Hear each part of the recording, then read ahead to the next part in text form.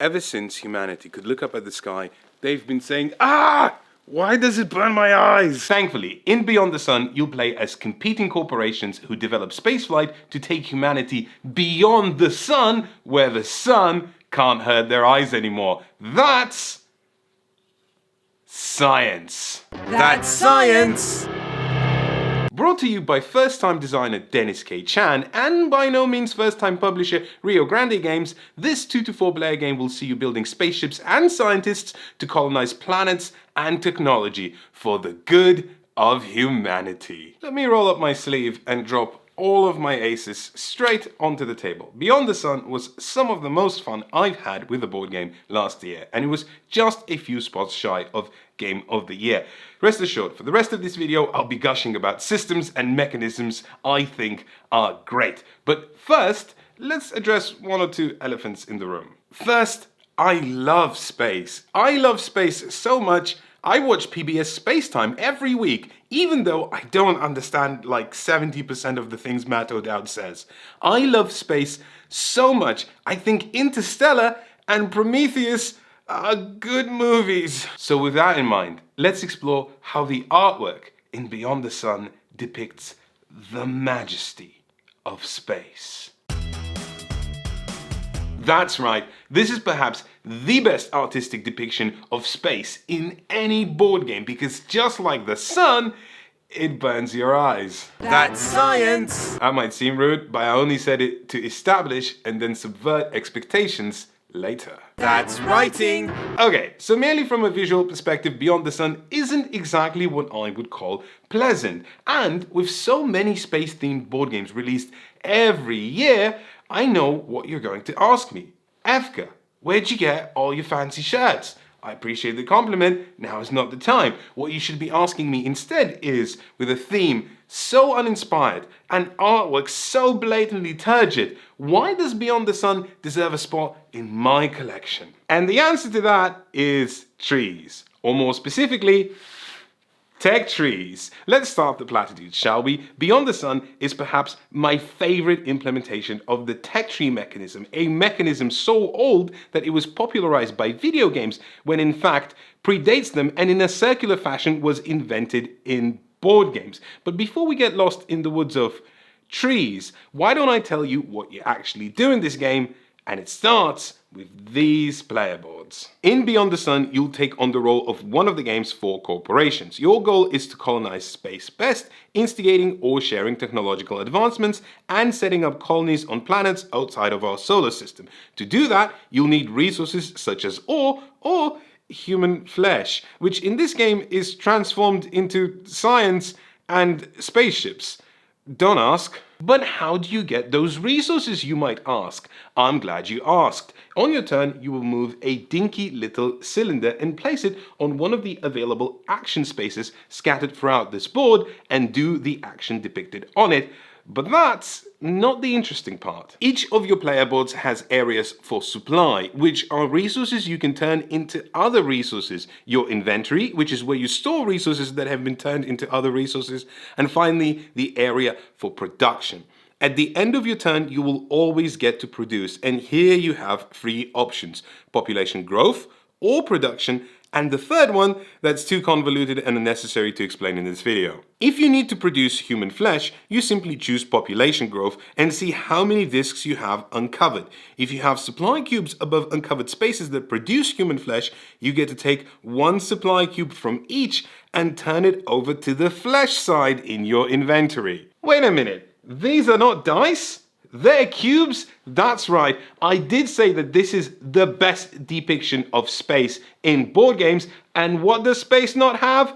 Gravity. Can't roll dice without gravity, so dice just become cubes. That's science! Let's summarize. To win the game, you need to invent tech and colonize planets. To invent tech and colonize planets, you need resources. To get resources, you need to increase your production. So how do you increase your production? By inventing tech and colonizing planets. Which is where we come back to this tech tree, except, dear viewers, there is something wrong with it because it's filled up entirely with technology And that's just not how Beyond the Sun rolls. Unlike in any tech tree game that I've played, you start with a blank slate and build the tech tree as you play. I thought it would be cool to lift the board and let all the cards fall down, but I now have to rebuild this entire thing for the next scene. I don't need to tell you how tech trees work, unless of course I do, in which case, let me tell you how tech trees work. In a historical themed game that I totally did not make up for this example, you invent the technology of farming. That opens up access to two new technologies, food and alcohol. You couldn't have invented food or alcohol without having invented farming first. Of course, you could invent something entirely different, like pets. Nothing stops you from going back later and then inventing farming and food, which would, combined with pets, give you a lot of bonuses. The trick being that all these pathways have been pre-written by the game's designers and your choices revolve around navigating them. Beyond the Sun says, that's fine, but all these trees are dead. And I don't know if you've seen trees, but the whole point of them is that they are alive. So at the start of the game, you will always start with the same technology, basic spacefaring. That's level 0, and at level 1, you will always have the same 4 level 1 techs, although you haven't invented them yet, and they are in a randomized order. But all these level 2, 3, and 4 spaces are empty. These are not technologies, these are just events that happen when you invent the technology. However, the technology will be chosen at the moment when you invent it. Each time you do invent a new tech, you look at the color of the tech before it and draw technology cards until you draw 2 of the matching color. Out of those, you choose either one you like, invent it, and immediately get the benefits. Some technologies provide you with an immediate bonus, some provide you with a new action space, and some do both. Let's say you invent advanced genetics. You don't draw a new card because advanced genetics is already on the table. You just put some human flesh on it and the technology is yours. In latter rounds, you might invent psionic research and then an android armada and then a new golden age. Congratulations, you have just created the Star Wars prequels. The glue that holds this all together is that just because you invented something doesn't mean other players can't park their flesh on it. Which makes the moment of choosing a technology particularly exciting, because you're not just making a choice for yourself, you're making it for the entire table.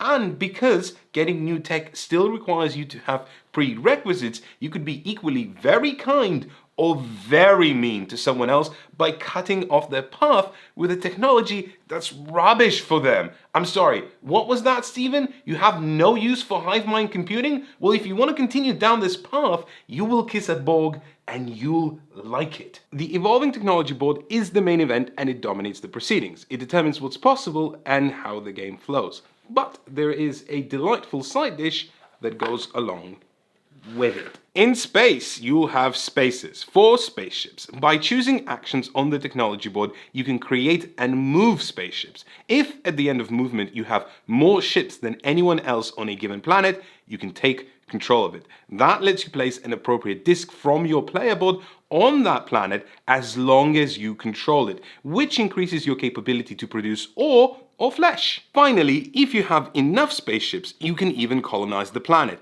You get to place yet another disk, and now no one can take these away from you because the planet card moves off of the board and goes to your personal area. If that wasn't enough, when you colonize a planet and get the card, you also get to activate the ability that's on that card. And just like technologies, it could be something instantaneous or a permanent effect. For example, if you colonize Ross, you can now move on to action spaces occupied by other players. On the surface, the spaceboard feels like ancillary area control tug of war in a fairly by-the-book point-salady experience, but in play blossoms into something more integral, an unholy union like discovering that the Carlton dance syncs up perfectly to the replacements Can't Hardly Wait. It shouldn't, but it just works.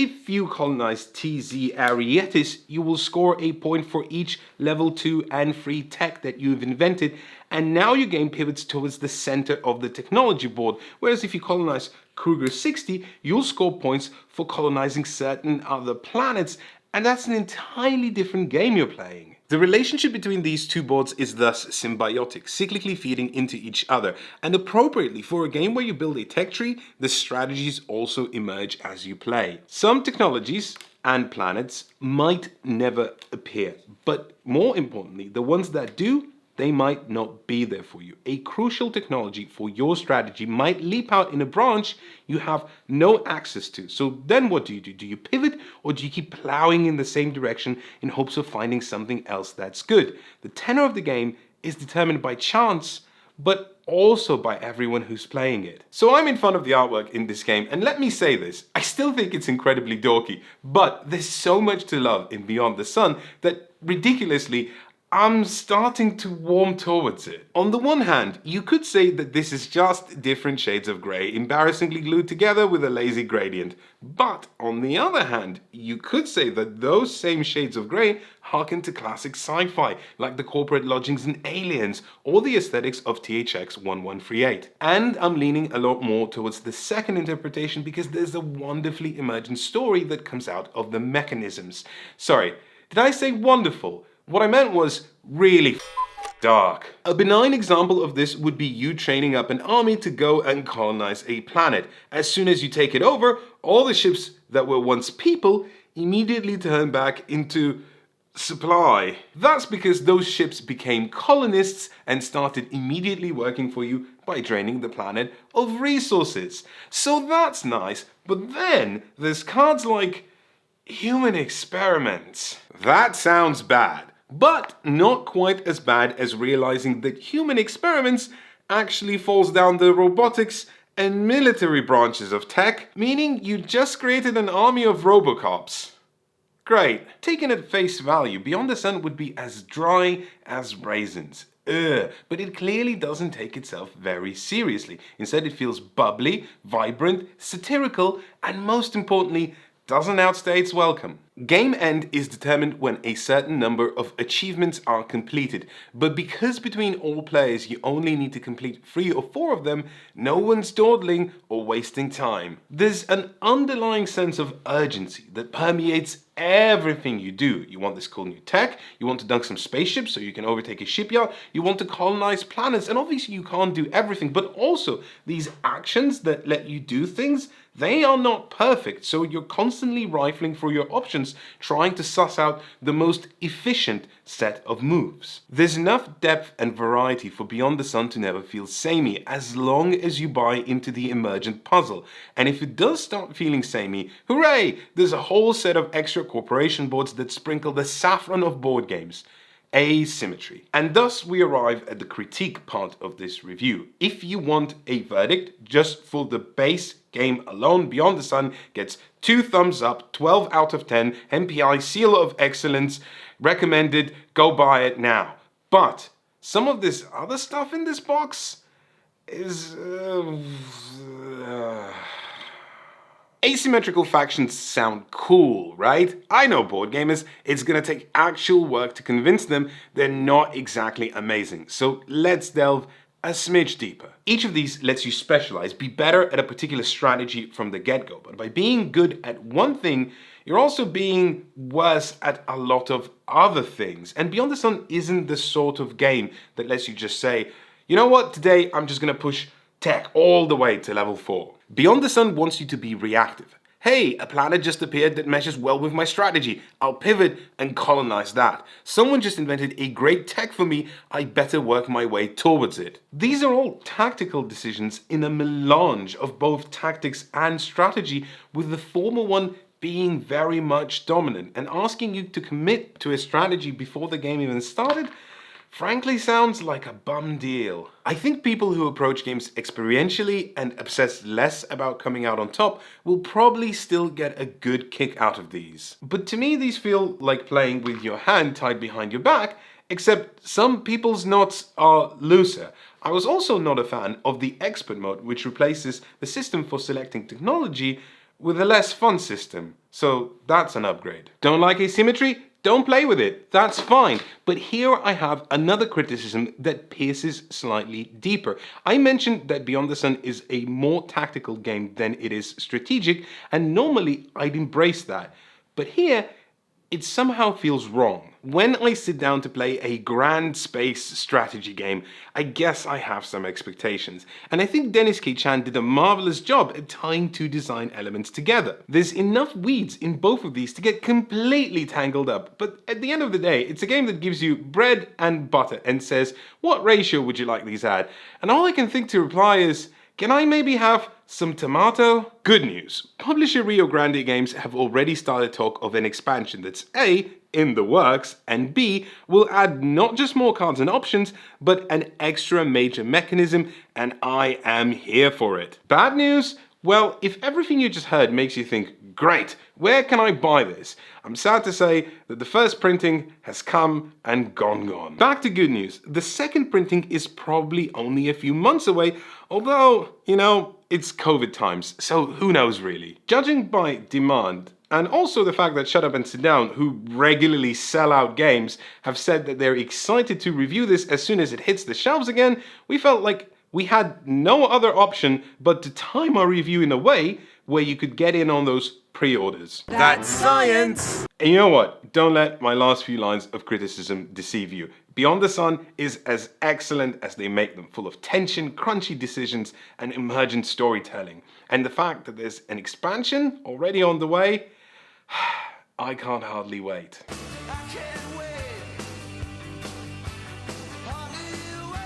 This video is sponsored by Skillshare, the online learning community that offers thousands of classes on various subjects. From interior design to photography to even board game design, Skillshare is the destination for a curious mind that wants to learn more and discover more. We've been sponsored by Skillshare for a while, and I always think I'm going to run out of ideas for classes to recommend, but the variety is just astounding. I've explored everything from sunset photography to just making a grilled cheese sandwich. Some classes are very technical and some are very inspirational. Learn indie filmmaking by making a short film by Olaf de Fleur is a class that asks you to do exactly that. Grab a camera, any camera, and make a short film. It walks you through everything you'll need, but it mostly just asks you to go ahead and do it, which is the sort of spirit I can get behind. You can find Olaf's and many more classes for less than $10 a month with an annual subscription. And if you click the link in the description, the first 1,000 of you can get a free trial of Skillshare Premium, so you can explore your creativity and go make a short film. You'll have something to be proud of.